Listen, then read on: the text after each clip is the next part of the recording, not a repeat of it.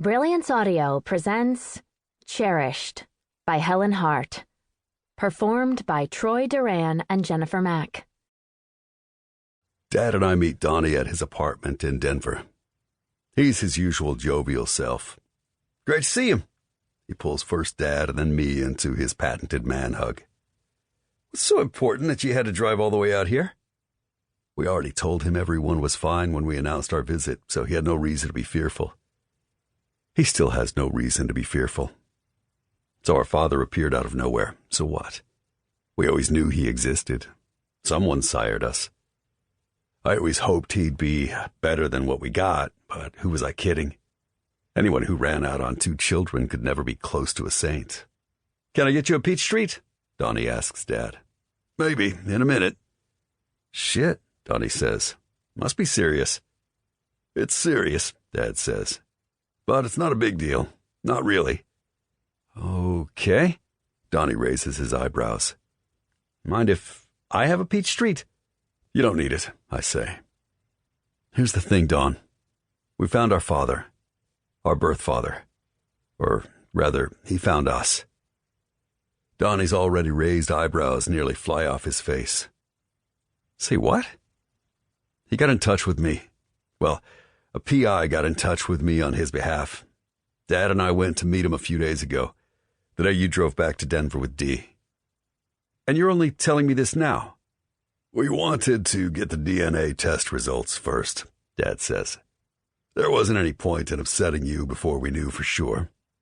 I had a right to know. You did, and now you know. Dad rakes his hand through his dark hair streaked with silver. So, what's he like? About what you'd expect, Dad says. For a guy who abandoned a girlfriend with 2 kids. So they weren't married?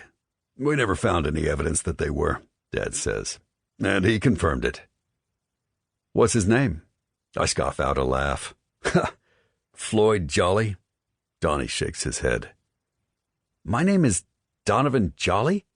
Your name is Donovan Steele. Dad regards him sternly. It's been Donovan Steele for 25 years. Before that, it was Robertson. It's never been Jolly. He isn't even on your birth certificate. Which is weird, I say, since he's obviously the father of both of us. Dad wrinkles his forehead. I wonder. What? We both ask in unison. Dad chuckles softly. You two are so in sync sometimes, it's scary. Diana and Brianna were never like that. We've been through a lot together. I don't say this out loud, of course. Donnie has long gotten past the past. He's a better man than I. What are you wondering? I ask Dad. He brushes off my query. Nothing. Never mind. When do I meet this esteemed father of ours? Donnie asks. Whenever you want, I guess, Dad replies. He lives in Grand Junction, in a rundown cracker box, I add. Oh?